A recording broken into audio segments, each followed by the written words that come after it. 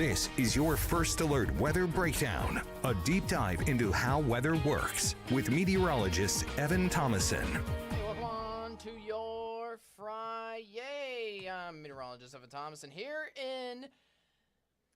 for KSLA News 12. Welcome on. It's 10:30. It's First Alert Weather Breakdown time. Thank you all for joining us. This is our main theme here behind the day today is looking forward to rain. Not for today. Let me get that straight. I know there is some wet weather way off to our south, but I'm just hinting at rain on the way here, mainly for tomorrow. Right now, we could see a few drizzling showers here across a few corners of the Arklatex. Actually, currently, looks like we got maybe a light drizzling shower briefly east of Shreveport.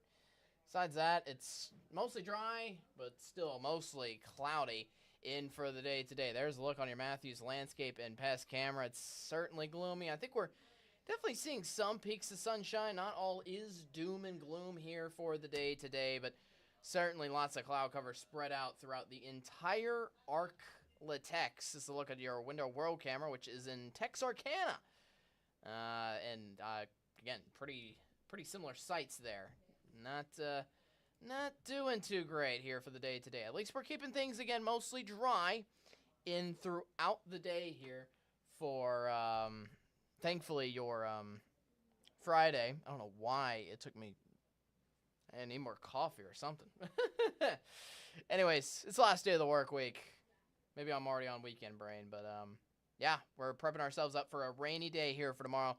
You're going to want to stay weather aware with us at KSLA News 12. For all the details on this, including right now. We're going to go over that forecast right now. Before I get into this picture, let me introduce myself a little more thoroughly instead of going into the nitty-gritty of things. Hello.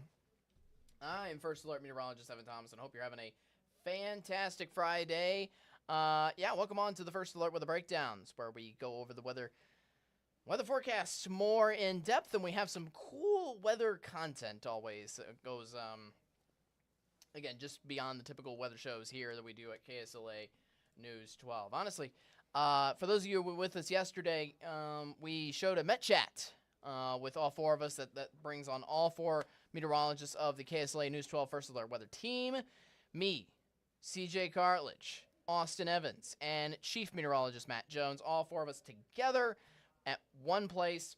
Usually we have these Met Chats only lasting one episode. This week we had so much juicy information that we could not crumble it into just one episode. We did it instead for two episodes, two parts.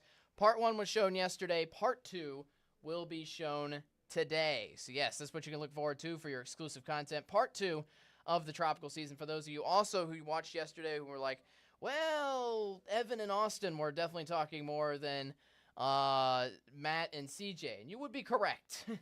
That's because in this episode for part two, we had Matt and CJ talking a lot more about their storms that they put a little research into and dug up some information for us. Yeah, Matt and CJ will, I guess, dictate more of the conversation here for the day today. But again, all in all, it's lots of good information, lots of good talk here. We'll get to that recording, in just a little bit. But we go over the forecast first. Again, local forecast is all about the rain. If you hop over to our YouTube, or if you're watching currently on our YouTube page, KSLA News 12, that's where you can type your questions or just comment what you think about the weather, what you think about the forecast, or even what you think about the Met Chat as well. We'll be reviewing tropical season here for the day today. That'll be our main exclusive content here for the Met Chat. We got, again, lots of great information with that. It was a very intense tropic season, not just for the United States as a whole, but obviously for us here in the Arklatex. Hurricane Beryl went on through, obviously one of the most historic storms going through the Arklatex. A big tornado outbreak back on July 8th, something that none of the four meteorologists here will probably ever forget, quite frankly. Big day, lots and lots of hours put into that tornado coverage on that day. I think there was a total of over 40 plus tornadoes. Just, the talk on that hurricane was actually done yesterday in part one, so you can actually go back and rewatch You don't have to watch all these podcasts live. You can go back to, I believe it's on our app, KSLA News 12. You can click on First Alert Weather Breakdown. There should be a tab on the app. You just click into it, and there should be a list of all the podcasts, so that if you miss one and you want to watch it, or if you just, you can't attend all of these, and you want to go back and rewatch some of these podcasts, you can go on the tab and just click and be like, boom, I want to watch that. Anyways, let's get into the forecast. We have a long, lengthy Met Chat to get to ahead of us. So here is our forecast. Let's do some explaining here and see how our weather pattern is shaping up. We got a low pressure off to our west. We got a high pressure system off to our east. And if you notice, the directions in which these systems always rotate are counterclockwise for a low pressure system and clockwise for a high pressure system. And what we mean by that is it controls the airflow in that certain manner, so that where we are in between the two, both of these systems are helping to amplify a jet stream or a good amount of wind here from the south, heading straight to the north into the Arclitex, which is picking up not only on the moisture from the Gulf of Mexico, as you see with that vast cloud cover right on top of the Arclitex, but we're also picking up on warmer air too. So that's our big theme here heading into the weekend. It's not just a rainy weekend, unfortunately, but it is going to get significantly warmer again. We having highs back up to the 70s again for this coming Sunday. I thought we were done with that, but clearly not. Anyways, here's a look at your high temperatures for today. If you notice, they will actually be similar to yesterday. We're going to start to mainly warm up with that warm Gulf air, mainly for the weekend, for both Saturday and Sunday.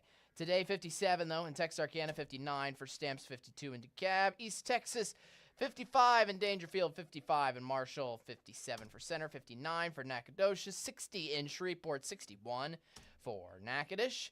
And now, I'll look at that future track. This is what we're going to be going over in depth. I'm going to go over this slowly, hour by hour. For today, nothing too concerning, that is. If you notice, there's a few little tiny pockets of drizzling rain showers that like to appear on this future track, and most of that's going to be shown across eastern Texas throughout the day today, although I can't rule it out for anybody around the Arclitex, especially this afternoon. But, yeah, so only stray bits of showers possible here for the day today. Very light if they do hit, I will say that as well. Overall, it's just expected to be cloudy and mostly dry here for your Friday.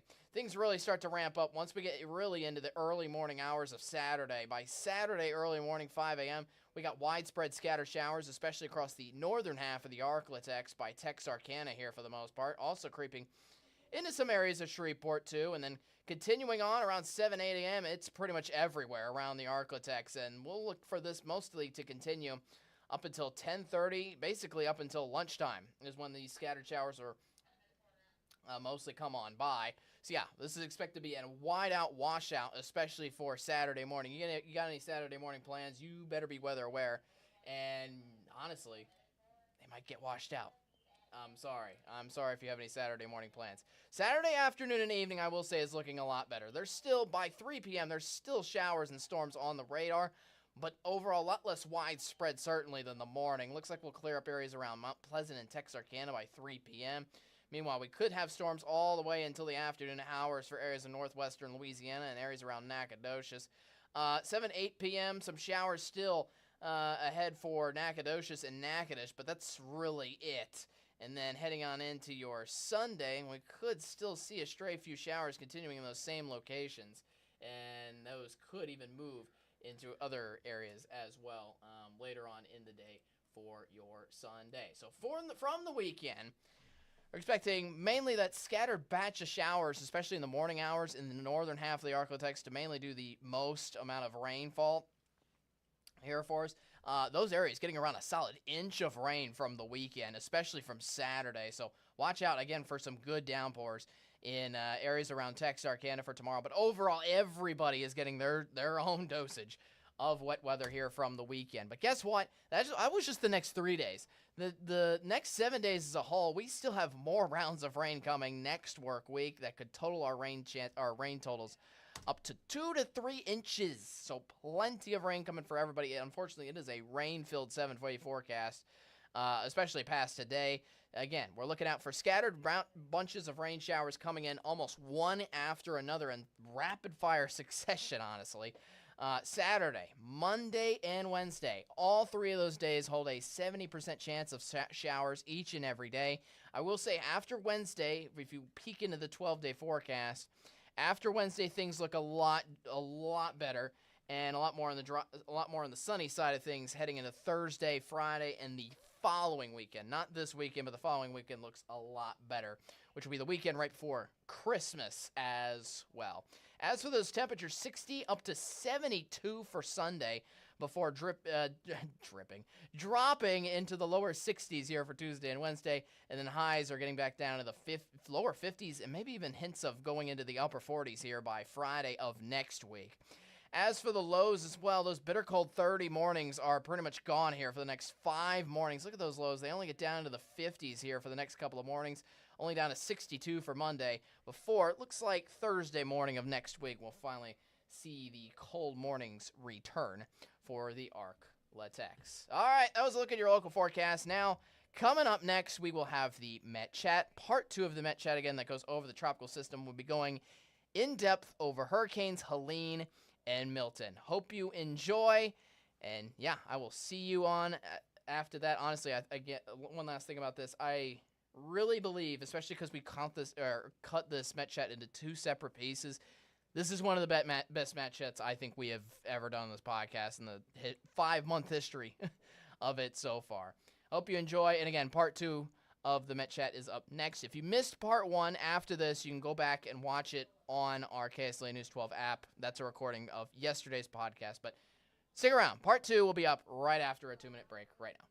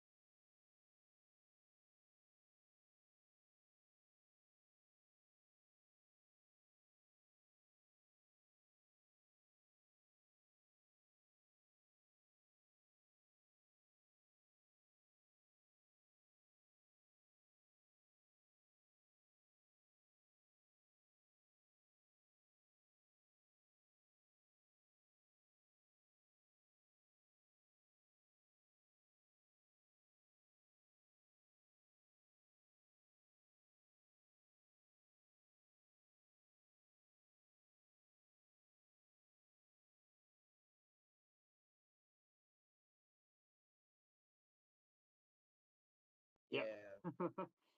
um, but there's nothing else on that. I'll go into Helene because, Helene was definitely a record-breaking storm on a number of levels, and it ended up actually being just it's an interesting storm to say the least. So, kind of going back, it formed as a tropical disturbance, as most systems do down in the Caribbean, and then as it moved into the Gulf, it rapidly intensified, which obviously we've seen a lot more of that taking place, in the last, 10 years or so. We've seen a lot more rapid intensification of these storms.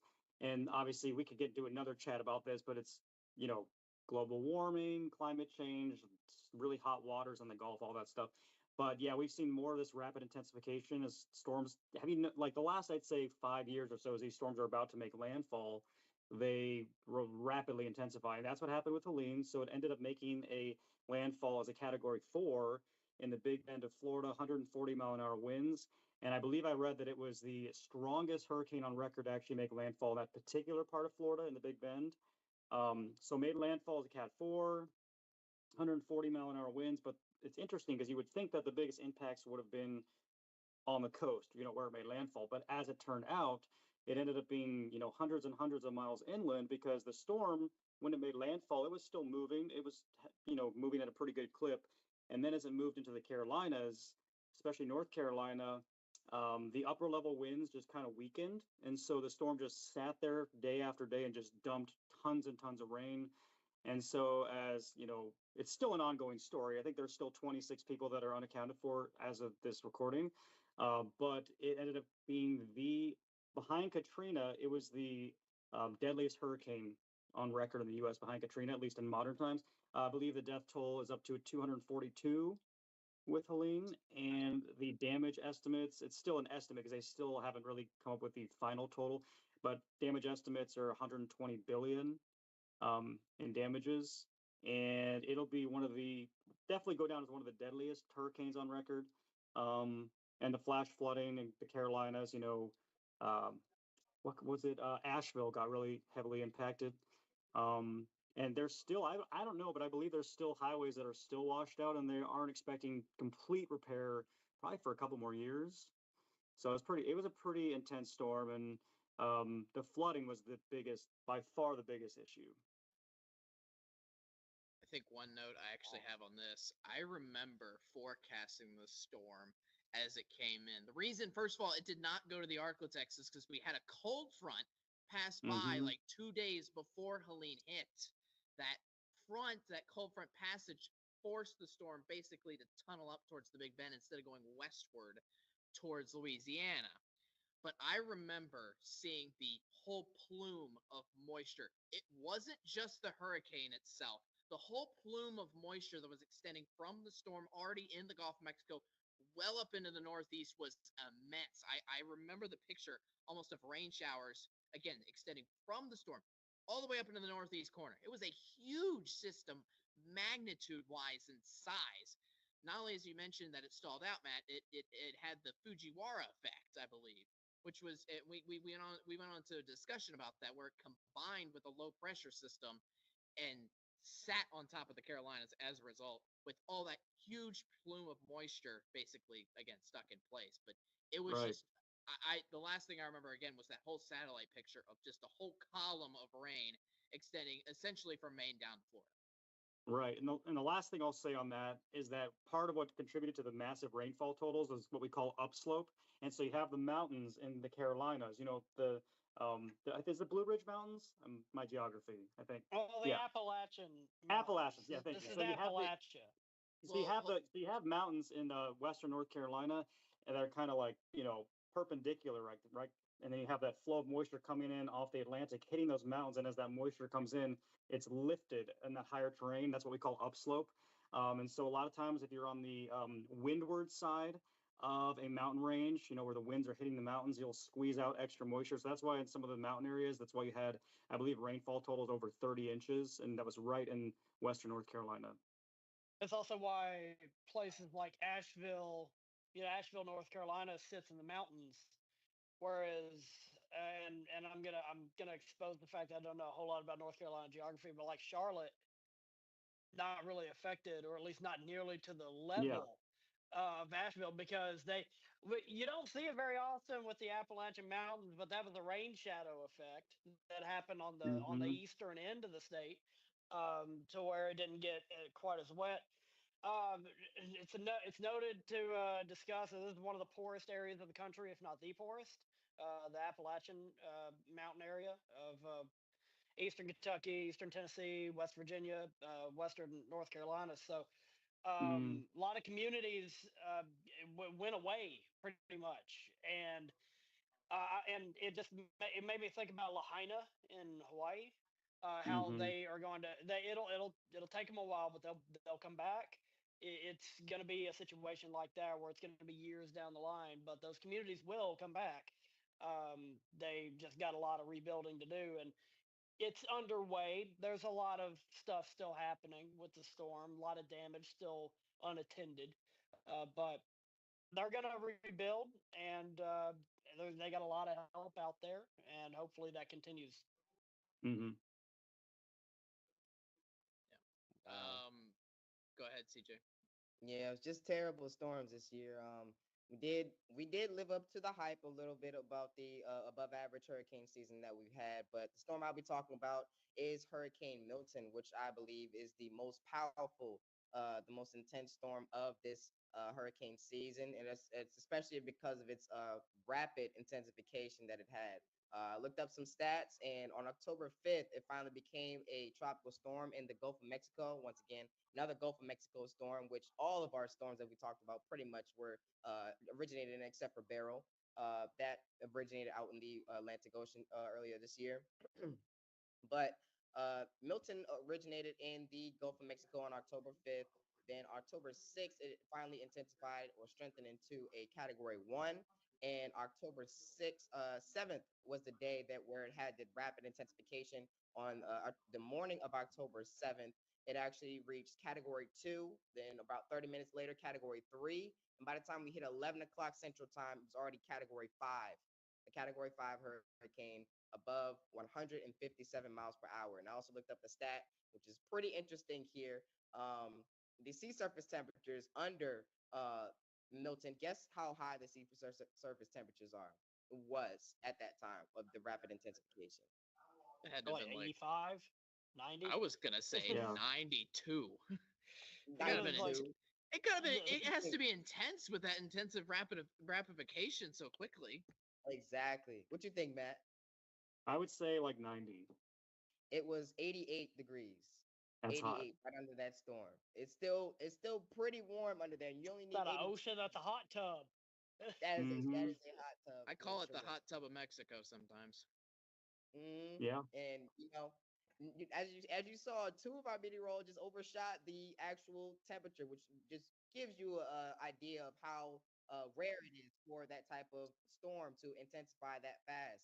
It reached a Category 5 on October 7th at around 11 a.m. as of the 11 a.m. update. And then it continued to intensify even after that. The maximum wind speeds that it got to was 180 miles per hour, sustained wind, center of the storm. Wind gusts were well above 200 miles per hour, and that Insane. continues to that continued to move eastward, and it sideswiped the I believe that's the Yucatan Peninsula, that brought some heavy rainfall to them. And it was actually on the east side or the right side of that storm moving westward. So it did get a bunch of that rainfall as it moved or as it sideswiped the area. And then it was heading straight towards Florida. Either the track was heading towards Orlando, I guess. Everybody was issuing hurricane warnings and telling people to evacuate immediately. People was crying on air about this storm. It was terrible as it was heading towards Florida. But luckily, due to the increase in wind shear or the winds changing with height, it allowed the storm to decrease its winds and decrease in strength down to a Category 3, I believe, is when it made landfall. And it still packed the punch as it made landfall. It actually caused 46 confirmed tornadoes and 55 tornado warnings to be issued. Wow. And that set a record for the Northwest National Weather Service in Tampa Bay as well as in Miami. I believe Miami National Weather Service had issued 55 tornado warnings, and it was 29 in Tampa Bay. And that set both records for both of them on that day. So definitely packed quite of a punch. And I was actually watching a live stream as it was making landfall, and um, at the most, in terms of the concurrent tornado warnings that were in effect, I had saw 18, and it could be even higher than that. I had stopped watching after I had saw 18. It was just really that bad. It was It's kind like of hard to Beryl. yeah, it was kind of hard to watch, but it was also fascinating at the same time. Like as the storm moved onto land and continued to like bring up brief spin ups as it moved more and more onto land and dump more rainfall into the area. So it was definitely a very intense and powerful storm. It's actually ranked number 5 on the most intense storms ever in the Atlantic Ocean, with a pressure of 897 at its lowest. And it also costed millions of billions of dollars, actually $85 billion, which is ranked number 6 on the costliest hurricanes ever in the Atlantic Ocean. So it definitely Wow. quite packed quite of a punch, and it lived up to its hype as it well, it didn't really live up to its hype as it moved onto land People expected it to dissipate a little bit, but it definitely was a very intense storm, and it was definitely one for the record books. Yeah, in the lead up, and we're all weather professionals. It's hard to surprise us. It's hard to you know get us speechless. But there went a viral clip of a meteorologist tracking it live, and he watched it intensify like twice, and Hmm. and he was like, this this just intensified again. What is going, like, he was like, what's going on? This, because it was starting to push some boundaries in terms of Hmm. how quickly it was intensifying. And then all over the internet, we started hearing about category 6, and we're not going to go too deep into that. But Yeah. I'm sure y'all read it in a lot of places. I heard it in a lot of places. Um, no, but it was if it had made landfall at that intensity, 200-mile-an-hour wind gusts, 180-mile-per-hour sustained wind strength, we'd be having a much different conversation right now. It, Yeah. Hmm. it would have been a significantly different situation. Oh yeah. I thought the most intriguing thing to me is I know we had our tornado outbreak, but yeah, I mean, you mentioned that, CJ, about the number of tornado warnings they had on the Florida Peninsula there.